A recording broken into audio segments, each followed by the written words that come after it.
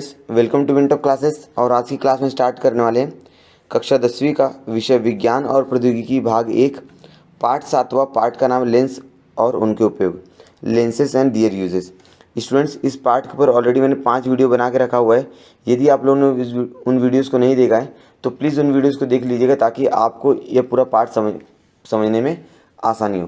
तो स्टूडेंट्स, इसकी पहले वाली वीडियोज़ के अंदर आपने देखा होगा लेंस, अवतल लेंस, उत्तल लेंस। साथ ही साथ हमने देखा है कि अवतल लेंस और उत्तल लेंस द्वारा किस प्रकार प्रतिबिंब तैयार होता है। ठीक है, और अवतल लेंस और उत्तल लेंस का उपयोग हम लोग कहाँ करते हैं। अलग अलग दृष्टि दोष के बारे में सीखा हुआ है कि निकट दृष्टि दोष क्या होता है, जरा दृष्टि दोष क्या होता है, दूर दृष्टि दोष क्या होता है। इन सारे दृष्टि दोष के बारे में और लेंसों संबंधित सारी जानकारी हमने पिछली वीडियोज़ के अंदर देखी हुई है। यदि आप लोगों ने वीडियोज़ नहीं देखा है तो प्लीज़ देख लीजिएगा। उन वीडियो की लिंक आपको डिस्क्रिप्शन में मिल जाएगी या तो आप प्लेलिस्ट में जाकर उन वीडियोज़ को देख सकते हो।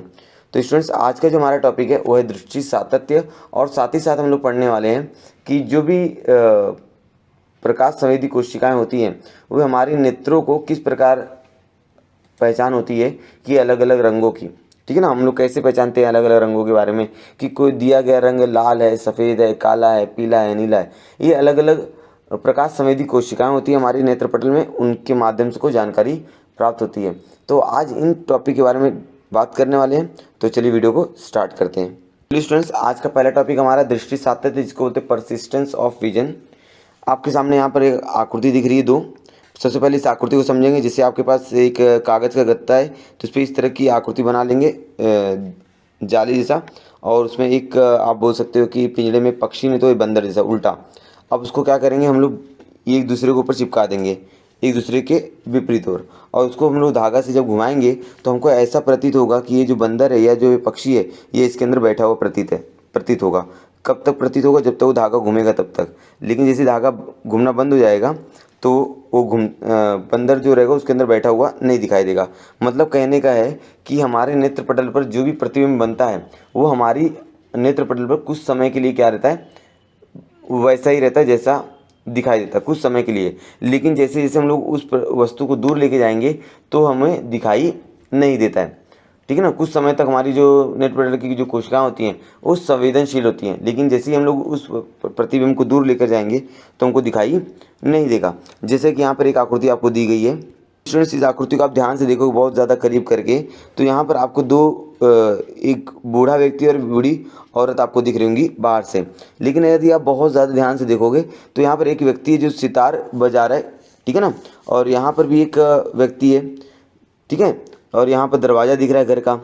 तो यदि आप लोग इसको बहुत ध्यान से करीब से देखोगे तो आपको बहुत सारी चीज़ें दिखाई देंगी। लेकिन इस प्रतिबिंब को जैसे आप बहुत ज़्यादा दूर लेके जाओगे तो आपको इस जो बड़े एक बूढ़ा व्यक्ति और बूढ़ी औरत है यही खाली दिखाई देगा। ठीक है ना, इसको ही हम लोग कहते हैं दृष्टि सातत्य। साथ ही साथ हम लोग समझेंगे जब सुबह अगरबत्ती लगाई जाती है तो अगरबत्ती लगाते समय उसको थोड़ा गोल गोल लोग घुमाते हैं। तो गोल गोल घुमाने के बाद उसकी जो चिंगारी होती है वो हमको गोल गोल दिखती है, लेकिन कब तक दिखती है? थोड़े समय तक के लिए दिखती है, उसके बाद दिखती है क्या? नहीं। ये भी एक तरह का क्या दृष्टि सातत्य है। और साथ ही साथ एक एग्जांपल और लेते हैं स्टूडेंट्स, आप लोग जब भी घर पे टीवी देखते होंगे तो टीवी देखते समय आप लोग जब चैनल बदली करते हो तो बहुत समय ऐसा होता है कि जिस चैनल को आप खोज रहते हो वो चैनल पीछे जाता है। फिर आपको पता चलता है कि हाँ, जो चैनल मुझे चाहिए था वो चैनल पीछे चला गया, और फिर आप पीछे का बटन दबा के उस चैनल को देखते हो। ये क्या हो गया? दृष्टि सातत्य हो गया। साथ ही साथ आप समझते हो कि जब भी आप किसी सड़क पे चलते हो तो समझ लीजिए आपका कोई मित्र आपके बाजू से चला गया और आपने पहले नहीं देखा, लेकिन आपको ऐसा प्रतीत होता है कि मेरे बाजू से मेरा मित्र गया, और फिर आप क्या करते हो? पीछे पलट कर देखते हो और आपको वह व्यक्ति दिखाई देता है। इन सभी घटनाओं को क्या कहते हैं हम लोग? दृष्टि सातत्य कहते हैं। तो यही समझ में आता है कि हमारे आँखों में किसी भी दूर की वस्तु का प्रतिबिंब जब हम लोग नज़दीक लाते हैं तो उस प्रतिबिंब जो रहता है हमारी आँखों में 1/16 सेकंड तक रहता है। 1/16 सेकंड के बाद उस प्रतिबिंब हमारी आँखों से हट जाता है, मतलब नेत्रपटल से हट जाता है। ठीक है, यहाँ तक समझो दृष्टि सातत्य।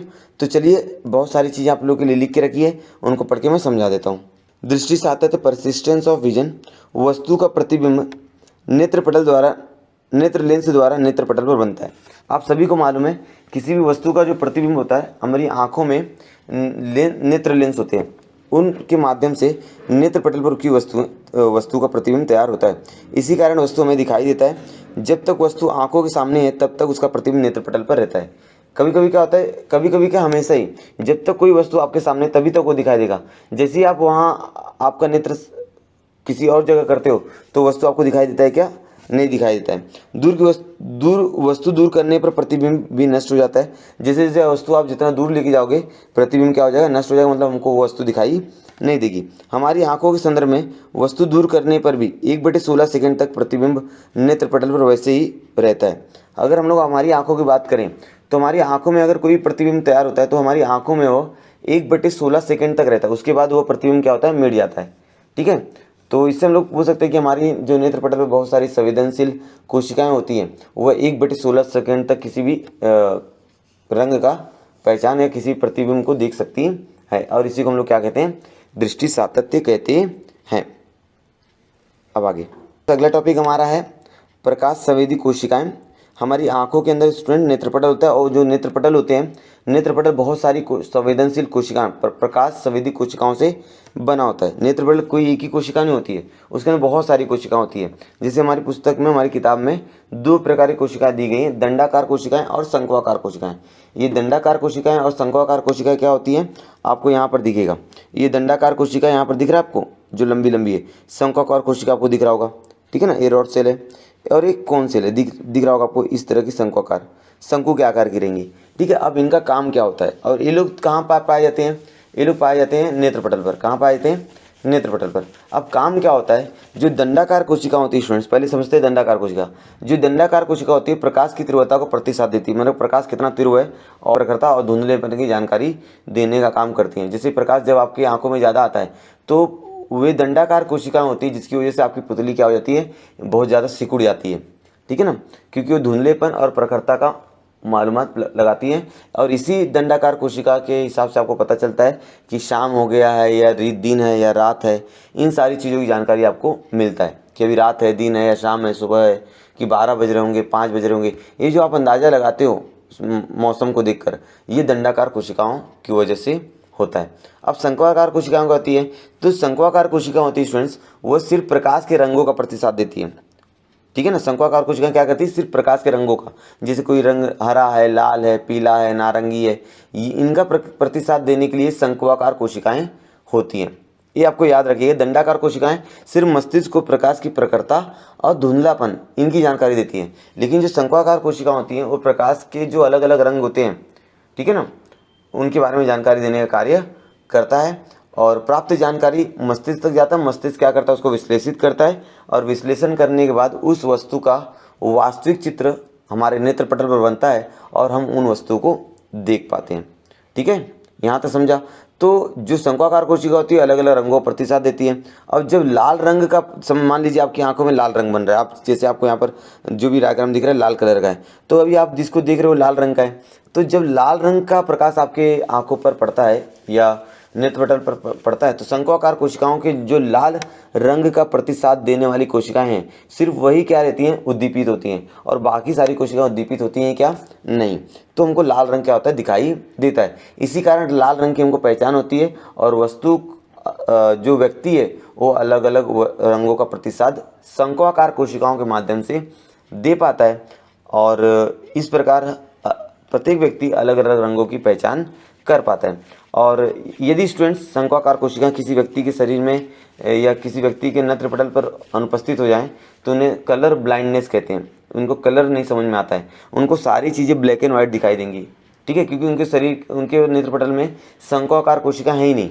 जब शंक्वाकार कोशिका है ही नहीं तो नेत्रपटल उनको अलग अलग रंगों को प्रतिसाद नहीं दे पाएगा, और वे नहीं समझ पाएंगे कि वो किस प्रकार के रंग को देख रहे हैं, और उनको जो भी रंग दिखाई देगा या तो काला दिखाई देगा या तो सफ़ेद दिखाई देगा। तो ऐसे व्यक्तियों को स्टूडेंट्स लाइसेंस नहीं दिया जाता है, जो ड्राइविंग लाइसेंस होता है वह नहीं दिया जाता है। क्यों नहीं दिया जाता है? क्योंकि जब वे ड्राइविंग करेंगे तो उनको सारी चीज़ ब्लैक एंड वाइट दिखेंगी। अगर वे सिग्नल पर जाते हैं तो उनको रेड कलर और जो हरा कलर और जो पीला कलर है, ये जो 3 कलर है, ये तीनों चीज़ों कलर की जानकारी प्राप्त नहीं हो पाएगी, और एक्सीडेंट या दुर्घटना होने की संभावना हो सकती है। इसलिए ऐसे व्यक्तियों को लाइसेंस कभी नहीं दिया जाता है जिनके अंदर कलर ब्लाइंड होता है। मतलब उन व्यक्तियों को दिखाई तो देता है, लेकिन सारी चीज़ उनको ब्लैक एंड वाइट दिखाई देगी, मतलब उनके शरीर, उनकी नेत्रपटल में शंक्वाकार कोशिकाएं क्या होती है? अनुपस्थित होती हैं। यहाँ तक समझा स्टूडेंट्स? चलिए बहुत सारी चीज़ आप लोगों के लिए लिख के रखी है, सबको पढ़ के आपको एक बार समझा देता हूँ। मानव के नेत्र का नेत्र पटल अनेक प्रकाश संवेदनशील कोशिकाओं से मिलकर बना होता है। जो मानव का नेत्र है, उसके नेत्र पटल है, वो बहुत सारी कोशिकाओं से मिलकर बना होता है। यह कोशिका दंडाकार शंक्वाकार होती हैं। अब जो भी कोशिकाएं आप देखते हो, या तो शंक्वाकार कोशिका होगी या तो दंडाकार कोशिका होंगी। तो जो दंडाकार कोशिका होती हैं, प्रकाश की तीव्रता का प्रतिसाद देती हैं, मस्तिष्क को प्रखरता और धुंधलेपन की जानकारी देने का काम करती है। मस्तिष्क को धुंधलेपन और प्रकाश की प्रखरता, इनकी जानकारी देने का कौन काम करेगा? दंडाकार कोशिकाएं करती हैं। अगर बात करें शंक्वाकार कोशिका का, तो अलग अलग रंगों को प्रतिसाद देती हैं। जो भी आपको अलग अलग रंग दिखाई देते हैं, वे आपको शंक्वाकार कोशिका के माध्यम से दिखाई देते हैं। और ये सभी जानकारी मस्तिष्क को दी जाती है, और मस्तिष्क अलग अलग जानकारी नेत्र पटल पर तैयार करता है, और वो वस्तुओं को, उस कलर की वस्तुओं को दिखाई देती है। प्राप्त जानकारी मस्तिष्क द्वारा विश्लेषण किया जाता है, हमें वस्तु का प्रतिबिंब दिखाई देता है। मतलब जो भी जानकारी है मस्तिष्क विश्लेषण करेगा और वह जानकारी हमको मालूम पड़ेगी। दंडाकार कोशिका धुंधले प्रकाश का भी प्रतिसाद देती है। जो दंडाकार कोशिका होती है, धुंधले प्रकाश मतलब जिसके अंदर प्रकाश की प्रखरता ज़्यादा नहीं होती, उस प्रकार के प्रकाश को हम लोग क्या बोलेंगे? धुंधला प्रकाश। शंक्वाकार कोशिका को धुंधले प्रकाश की संवेदन नहीं होती है। जो शंक्वाकार कोशिका होती है, उनको धुंधला प्रकाश समझ में नहीं आता है। ये कोशिका सिर्फ तेजोमय प्रकाश समझती हैं, और इसी कारण रंगों की संवेदन की पहचान तेजोमय प्रकाश में ही होती है। इसलिए जब प्रकाश होगा तभी आप रंगों की पहचान कर पाओगे। यदि वहाँ पर प्रकाश नहीं है तो आपको हर चीज़ क्या दिखेगी? धुंधलापन, या तो हर चीज़ आपको ब्लैक दिखेगी या काली दिखेगी। ठीक है ना। शंक्वाकार कोशिका लाल, हरे, नीले, पीले अलग अलग रंगों का प्रतिसाद देने में सक्षम होती हैं। जब लाल रंग आंखों पर आता है तो लाल रंग को प्रतिसाद देने वाली कोशिकाओं को अन्य कोशिकाओं से अधिक उद्दीपित करता है। जब लाल रंग का प्रकाश नेत्रपटल पर आता है, या तो आप बोल सकते हो कि आंखों में प्रवेश करता है, तो सारी प्रकाश कोशिकाएं क्या होती हैं? उद्दीपित नहीं होती। सिर्फ कौन सी कोशिका उद्दीपित रहेगी? जो लाल रंग की प्रतिसाद देती है। इस प्रकार हमको मालूम पड़ता है कि सामने दिया हुआ जो रंग है वो लाल रंग का है। इसी कारण लाल रंग की पहचान होती है। कुछ व्यक्तियों को विशेष रंग का प्रतिसाद देने वाली शंक्वाकार कोशिकाओं का अभाव होता है। बहुत सारी ऐसी कोशिकाएं होती हैं जो अलग अलग रंगों की पहचान नहीं कर पाती हैं। तो ऐसे व्यक्ति रंग पहचान नहीं सकते अथवा अलग अलग रंगों में अंतर नहीं कर पाते हैं। ऐसे व्यक्ति को रंगाध या कलर ब्लाइंड कहते हैं। और ऐसे व्यक्ति को क्या कहेंगे हम लोग? रंगाध कहेंगे, कि उनको कलर की पहचान नहीं होती है। ठीक है ना। तो रंगों में अंतर ना बता सकने के अपवाद छोड़कर दृष्टि क्या होती है? समान होती है। वो सिर्फ कलर नहीं बता पाएंगे, बाकी वो सारी चीज़ें देख सकते हैं। सिर्फ उनको सारी चीज़ें ब्लैक एंड वाइट दिखाई देंगी। तो इसका कारण मैंने बताया, इस तरह व्यक्तियों को ड्राइविंग लाइसेंस नहीं दिया जाता है। ठीक है ना। तो चलिए आगे देखते हैं। तो स्टूडेंट्स, आज की वीडियो लेक्चर में उतनी ही। उम्मीद है आपको पूरी वीडियो पसंद आई होगी। यदि वीडियो पसंद आई तो वीडियो को लाइक ज़रूर कीजिएगा। अपने दोस्तों के साथ वीडियो को ज़्यादा से ज़्यादा शेयर करो। और यदि आप लोगों ने हमारे चैनल को सब्सक्राइब नहीं किया है तो प्लीज़ चैनल को सब्सक्राइब कर दीजिए, क्योंकि इसी तरह की इन्फॉर्मेटिव वीडियोस आपको इस चैनल पर मिलती रहेंगी। बेल आइकन प्रेस करके ऑल कर दीजिएगा। जब भी नई वीडियो अपलोड करूँ मैं, आपको सारी वीडियोस देखने को मिल जाए। कमेंट करके बताइए आपको वीडियो कैसी लग रही है। अपनी राय भी आप कमेंट सेक्शन में दे सकते हैं। मिलते हैं नेक्स्ट वीडियो में, तब तक के लिए धन्यवाद।